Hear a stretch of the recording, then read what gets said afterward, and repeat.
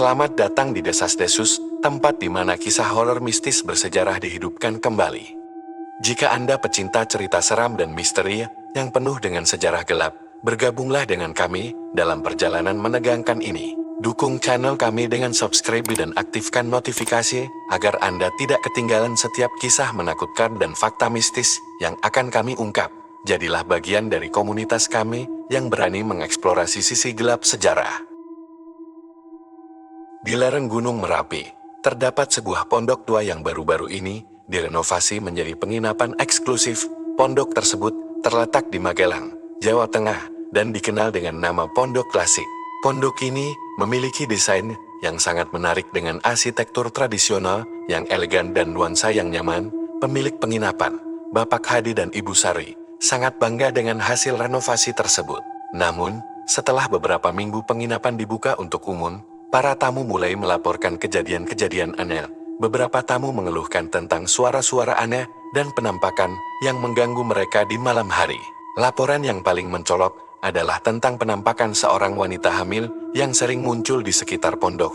Wanita itu tampaknya mengenakan pakaian tradisional yang ketinggalan zaman dan selalu terlihat sangat sedih. Bapak Hadi dan Ibu Sari awalnya meremehkan laporan tersebut, menganggapnya sebagai kebetulan atau imajinasi para tamu. Namun, semakin banyak laporan yang masuk, semakin mereka merasa harus menyelidiki masalah ini. Salah satu malam, saat pengunjung baru saja beristirahat di kamar mereka, suara langkah kaki berat terdengar di lorong tamu tersebut. Seorang perempuan bernama Rina merasa sangat terganggu dan melaporkannya ke resepsionis. Ibu Sari memutuskan untuk memeriksa sendiri apa yang terjadi di pondok pada malam hari. Ia merasa tidak nyaman dengan laporan yang terus-menerus dan memutuskan untuk menginap di pondok untuk menyelidiki lebih lanjut.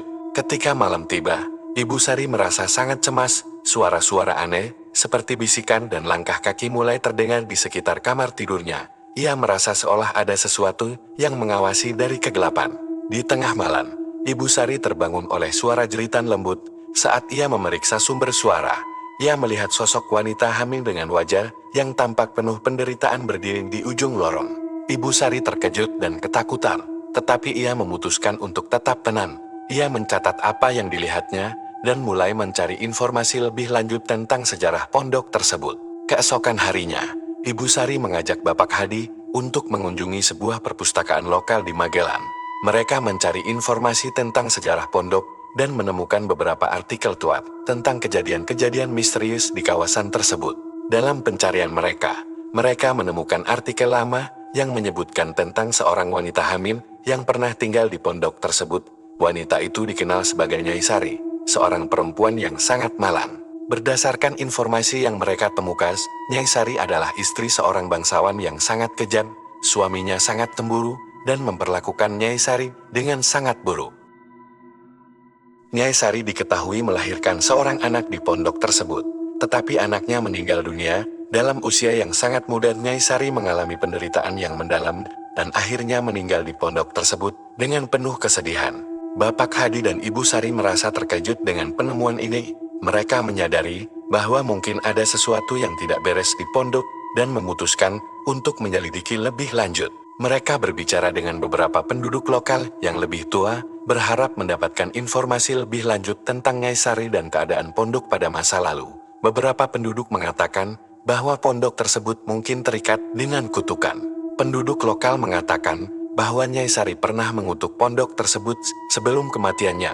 Kutukan tersebut diyakini membuat roh-roh yang tidak bahagia tetap berada di tempat tersebut, mencari keadilan. Bapak Hadi dan Ibu Sari merasa khawatir dengan informasi ini.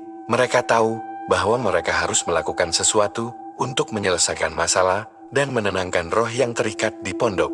Mereka menghubungi seorang paranormal terkenal di kota untuk mendapatkan bantuan. Paranormal tersebut, yang bernama Eyang Putri, terkenal karena kemampuannya dalam menangani kasus-kasus paranormal yang kompleks. Eyang Putri setuju untuk datang dan memeriksa pondok tersebut. Dia mengingatkan Bapak Hadi dan Ibu Sari bahwa menangani roh yang terikat bisa sangat berbahaya dan memerlukan perhatian khusus. Pada malam hari, Eyang Putri melakukan ritual pembersihan di pondok. Dia membawa berbagai bahan ritual dan doa-doa khusus yang dirancang untuk menenangkan roh dan membebaskan mereka dari kutukan. Selama ritual berlangsung, suasana di pondok menjadi semakin mencekam. Suara-suara aneh terdengar dari berbagai sudut, dan lampu-lampu berkedip-kedip. Eyang Putri tampak sangat fokus dan serius. Ketika Eyang Putri mulai melakukan doa dan mantra, sebuah sosok wanita hamil muncul di tengah ruangan. Sosok itu tampak sangat sedih dan tertekan, menatap Eyang Putri dengan mata yang penuh air mata. Eyang Putri berbicara kepada roh tersebut dengan lembut, berusaha untuk membuatnya merasa tenang dan diterima. Dia menjelaskan bahwa dia berada di sini untuk membantu dan mencari keadilan bagi Nyai Sari. Sosok Nyai Sari tampaknya semakin tenang seiring dengan berjalannya ritual. Namun, Eyang Putri menyadari bahwa ada sesuatu yang lebih dalam dari sekadar kutukan. Dia merasakan energi yang sangat kuat dan tidak biasa. Setelah ritual selesai, Eyang Putri memberikan laporan kepada Bapak Hadi dan Ibu Sari. Dia mengatakan bahwa kutukan Nyai Sari mungkin hanya bagian dari sesuatu yang lebih besar dan rumit. Eyang Putri mengungkapkan bahwa ada kemungkinan adanya pengaruh gelap lain yang mungkin terlibat. Dia menyarankan agar mereka melakukan penyelidikan lebih lanjut dan mencari tahu lebih banyak tentang sejarah pondok dan orang-orang di sekelilingnya. Bapak Hadi dan Ibu Sari memutuskan untuk melanjutkan penyelidikan mereka. Mereka mulai menghubungi ahli sejarah dan mencari dokumen-dokumen lama yang mungkin mengungkap lebih banyak tentang pondok dan orang-orang yang pernah tinggal di sana. Selama penyelidikan, mereka menemukan bahwa pondok tersebut pernah menjadi lokasi pertemuan rahasia bagi kelompok okultis pada masa lalu. Kelompok ini dikenal karena praktik-praktik gelap dan kejam yang mereka lakukan. Pondok klasik ternyata memiliki sejarah yang penuh dengan tragedi dan kejadian-kejadian yang tidak terjelaskan. Mereka menemukan bahwa beberapa anggota kelompok okultis pernah tinggal di pondok dan terlibat dalam ritual-ritual yang sangat mengerikan. Bapak Hadi dan Ibu Sari menyadari bahwa kutukan Nyai Sari mungkin hanya bagian dari hasil praktik okultis yang lebih luas. Mereka merasa bahwa mereka perlu mengungkap lebih banyak informasi untuk memahami situasi ini dengan lebih baik. Selama pencarian mereka menemukan sebuah jurnal rahasia yang tersimpan di balik dinding tua. Jurnal tersebut milik salah satu anggota kelompok okultis yang sangat terkenal. Jurnal tersebut mengungkapkan bahwa kelompok okultis pernah melakukan ritual untuk mengikat roh-roh di pondok dan menjaga agar kekuatan gelap tetap berada di tempat tersebut. Mereka juga menemukan bahwa Nyai Sari adalah korban dari ritual tersebut.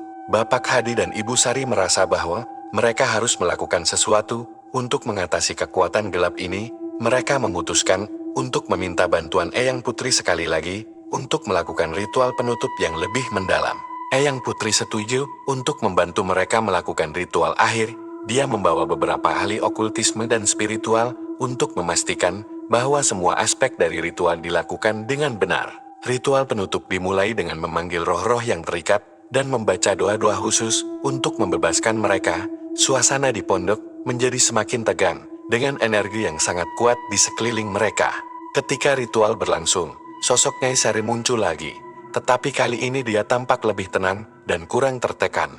Eyang Putri berbicara dengan lembut kepadanya dan meminta maaf atas penderitaan yang dia alami. Eyang Putri mengungkapkan bahwa kutukan di pondok bukan hanya tentang Nyai Sari, tetapi juga tentang kekuatan gelap yang pernah menguasai tempat tersebut. Ritual ini bertujuan untuk mengatasi semua aspek dari kutukan dan memastikan bahwa pondok benar-benar bersih.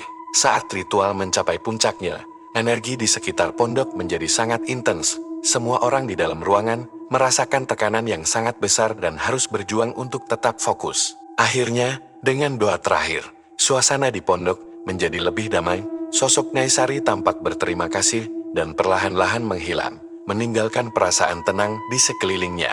Setelah ritual selesai, Bapak Hadi dan Ibu Sari merasa lega. Mereka merasa bahwa mereka telah berhasil menyelesaikan masalah yang telah mengganggu penginapan mereka. Namun, beberapa hari kemudian, mereka mulai mendengar kabar bahwa para tamu baru mulai mengalami kejadian-kejadian aneh di pondok. Suara-suara aneh dan penampakan masih terus dilaporkan. Bapak Hadi dan Ibu Sari sangat bingung. Mereka merasa bahwa ritual telah dilakukan dengan benar, dan mereka tidak mengerti mengapa masalah masih berlanjut. Mereka memutuskan untuk mengundang Eyang Putri kembali untuk melakukan penyelidikan lebih lanjut.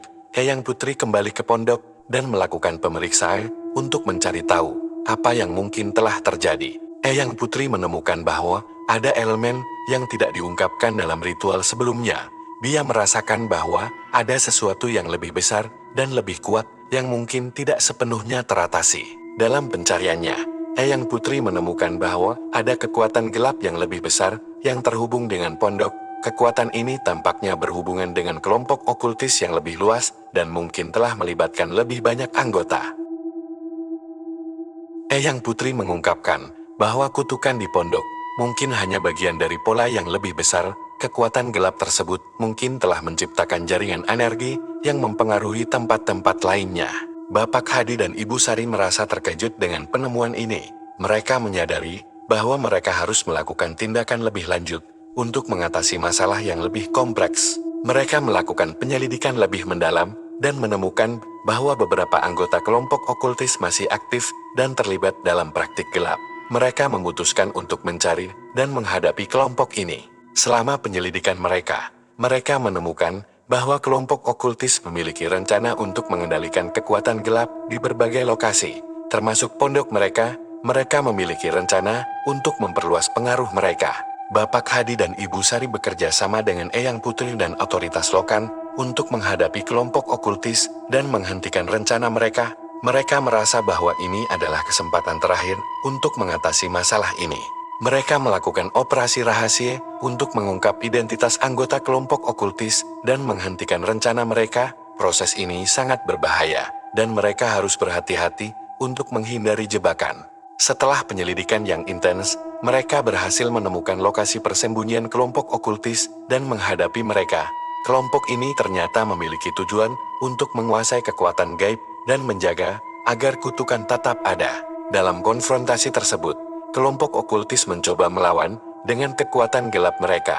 Bapak Hadi, Ibu Sari, dan Eyang Putri harus berjuang dengan keras untuk mengatasi ancaman ini. Selama pertarungan, Eyang Putri memanfaatkan semua pengetahuan dan kemampuannya untuk menghadapi kekuatan gelap kelompok okultis. Mereka berhasil mengalahkan beberapa anggota kelompok tersebut. Namun, kelompok okultis memiliki pemimpin yang sangat kuat. Pemimpin ini mengungkapkan bahwa mereka memiliki rencana cadangan dan bahwa kekuatan gelap tidak akan mudah dikalahkan. Pemimpin kelompok okultis mengungkapkan bahwa kutukan di pondok adalah bagian dari rencana besar mereka untuk mengendalikan energi gaib di seluruh kawasan. Mereka berencana untuk menggunakan pondok sebagai pusat kekuatan mereka. Bapak Hadi dan Ibu Sari menyadari bahwa mereka harus menghadapi pemimpin kelompok okultis dan menghentikan rencana mereka sebelum terlambat. Mereka memutuskan untuk melakukan tindakan terakhir untuk mengatasi masalah ini. Dengan bantuan Eyang Putri, mereka melaksanakan ritual akhir yang dirancang untuk menghancurkan kekuatan gelap kelompok okultis dan menutup kutukan yang ada di pondok. Ritual akhir ini sangat kompleks dan memerlukan perhatian khusus. Eyang Putri memimpin ritual dengan tekun, memastikan bahwa semua langkah dilakukan dengan benar. Selama ritual, energi di sekitar pondok menjadi sangat kuat dan penuh tekanan. Semua orang di dalam ruangan merasakan tekanan besar dan harus berjuang untuk tetap fokus. Akhirnya, dengan doa-doa terakhir, suasana di pondok mulai menjadi tenang, kekuatan gelap kelompok okultis tampak berkurang, dan kutukan di pondok tampaknya mulai teratasi. Setelah ritual selesai, Bapak Hadi, Ibu Sari, dan Eyang Putri merasa lega. Mereka merasa bahwa mereka telah berhasil mengatasi masalah yang telah mengganggu pondok mereka selama ini. Namun, beberapa minggu kemudian, mereka mulai mendengar kabar tentang kejadian-kejadian aneh di pondok lain di kawasan tersebut. Kabar ini menunjukkan bahwa masalah mungkin belum sepenuhnya teratasi. Bapak Hadi dan Ibu Sari memutuskan untuk terus memantau situasi dan mencari tahu apakah ada hubungan antara kutukan di pondok mereka dan kejadian-kejadian di tempat lain. Selama pemantauan, mereka menemukan bahwa kutukan di pondok mereka mungkin telah menyebar ke lokasi-lokasi lain. Mereka mulai melihat pola-pola yang menunjukkan bahwa kekuatan gelap masih ada. Mereka bekerja sama dengan Eyang Putri dan para ahli untuk mengatasi masalah yang lebih besar. Mereka melakukan penyelidikan lebih lanjut untuk mengungkap lebih banyak tentang kutukan dan kekuatan gelap yang terlibat. Dalam pencarian mereka menemukan bahwa kelompok okultis mungkin memiliki lebih banyak anggota dan bahwa rencana mereka untuk mengendalikan energi gaib masih berlangsung. Bapak Hadi dan Ibu Sari memutuskan untuk melakukan tindakan lebih lanjut dan melibatkan otoritas lokal serta ahli sejarah untuk menghentikan kelompok okultis dan memastikan bahwa kutukan benar-benar teratasi. Akhirnya, Setelah penyelidikan yang panjang dan melelahkan, mereka merasa bahwa mereka telah berhasil mengatasi sebagian besar masalah yang terkait dengan kutukan di pondok. Namun, mereka menyadari bahwa masih ada pekerjaan yang harus dilakukan untuk memastikan keamanan kawasan tersebut.